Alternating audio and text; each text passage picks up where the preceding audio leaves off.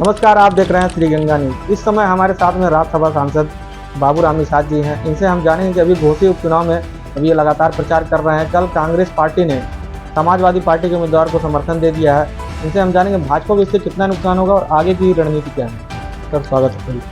बहुत बहुत धन्यवाद। घोसी चुनाव में मैं आया हूँ और लगातार जनता जनार्दन से 1-to-1 हो रहा हूँ।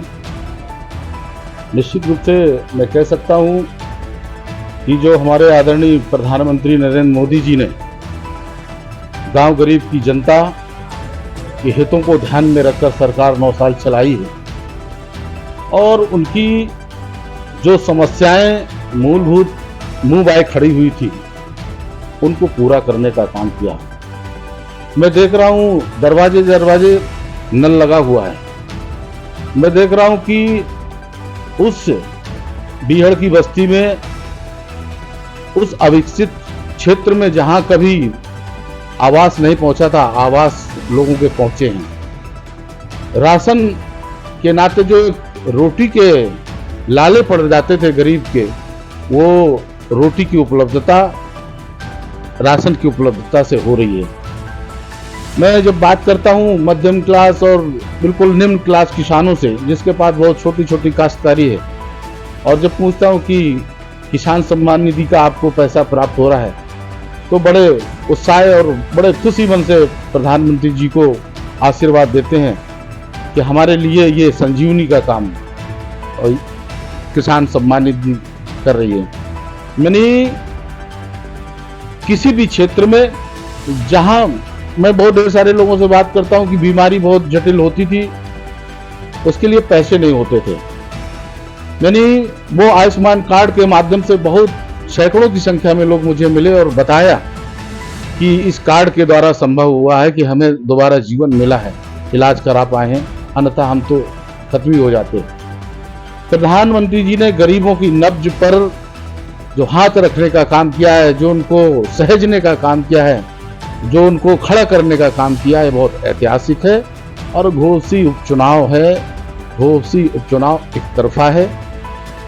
कहीं भी किसी भी स्तर पर जनता में कोई कंट्रोवर्सी नहीं है। प्रदेश की सरकार के नाते और केंद्र की सरकार के नाते भरपूर विकास हम क्षेत्र का किए हैं और उस क्षेत्र में विकास दिख भी रहा है। इस नाते हमारे विकास के साथ जनता आज भी हमारे पास है और हमको सपोर्ट और वोट कर रही है और निश्चित रूप से भारी मतों से वहाँ जीतेंगे। जब देखा जाए अखिलेश जी वहाँ प्रचार करने नहीं जा रहे हैं, उनके पार्टी के सदस्य तो जा, लेकिन स्वयं नहीं जा रहे, क्या वो करें?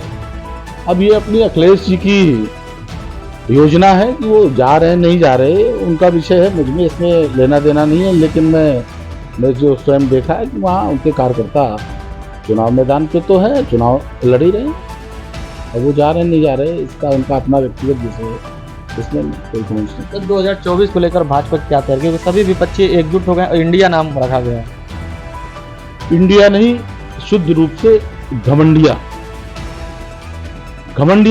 गठबंधन किया है। यानी उन सब दलों ने ये अपना जो गठन किया है, मैं कह सकता हूं कि जितने भी इस गठबंधन पे आए हैं, सब घोर भ्रष्टाचार में आकंठ डूबे हुए लोग हैं।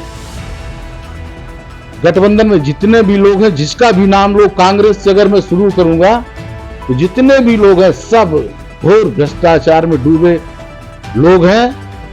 इन्होंने देश में है भू भ्रष्टाचार को बढ़ावा देने का काम किया है। इन्होंने देश की राजनीति में हमेशा तुष्टीकरण को आधार माना है। इन्होंने हमेशा जात की पॉलिटिक्स की है। इन्होंने हमेशा अपने परिवार को आगे बढ़ाने की राजनीति की है। कहीं भी इनके मूल और मुद्दे आम जनता के लिए नहीं रहे हैं। कभी इनके मूल मुद्दे, इनके सिद्धांत जनता के हितार्थ नहीं रहे हैं। ये 3 बिंदुओं पर अपनी इन्होंने राजनीति को संचालित किया है। भ्रष्टाचार को बढ़ावा दिया है, परिवारवाद को बढ़ाया है और तुष्टीकरण की राजनीति की है।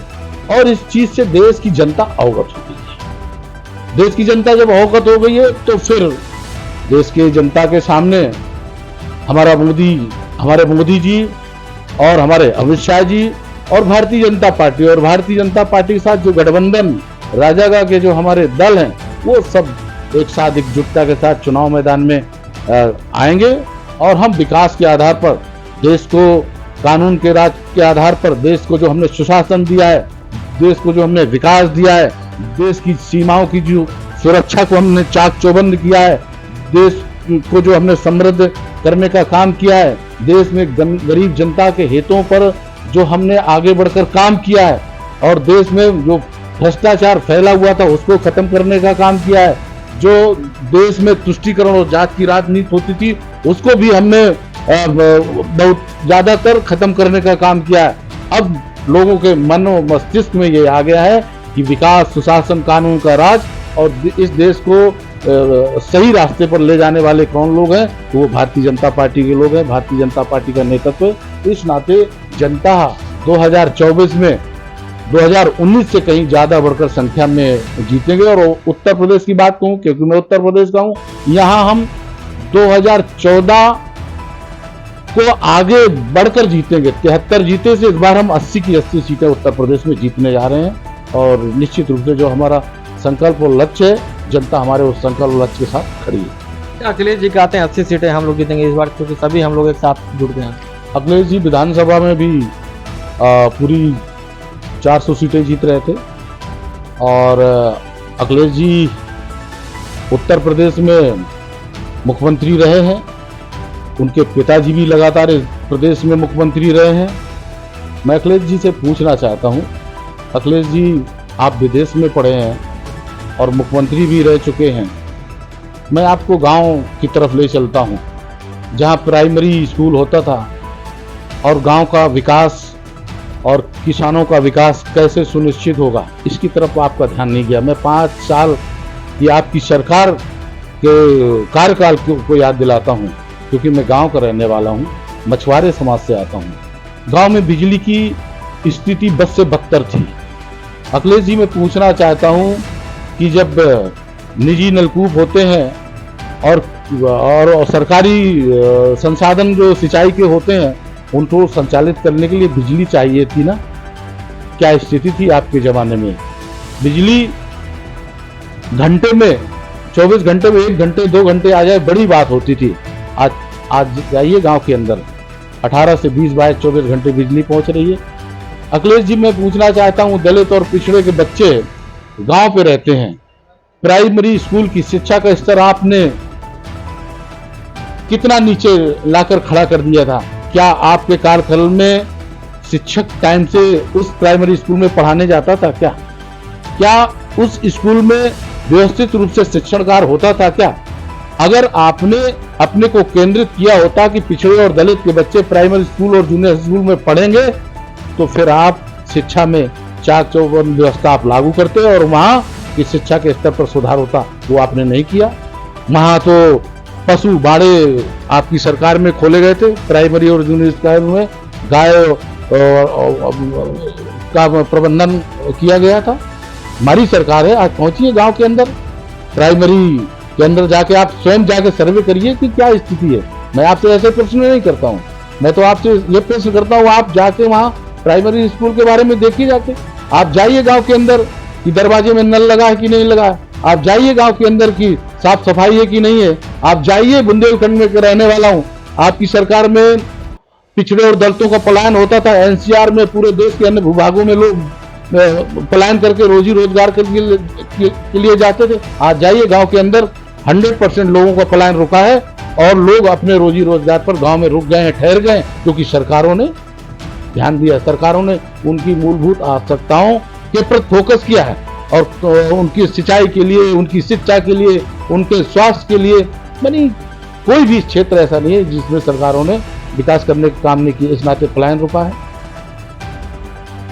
ये थे हमारे साथ में राज्यसभा सांसद बाबू राम निषाद जी ने, इन्होंने साफ तौर पर कहा कि घोषे में कमल फिर से खिलने जा रहा है और इन्होंने 2024 को लेकर भी कहा कि सबसे ज़्यादा 2014, 2019 से भी ज़्यादा सीटें भाजपा जीतने जा रही है। फिलहाल लोग जीत के भी दावे कर रहे हैं, सपा भी अपनी जीत के दावे पर, इंडिया भी जीत के दावे कर रहा है, लेकिन ये तो वक्त बताएगा जीत किसकी होगी।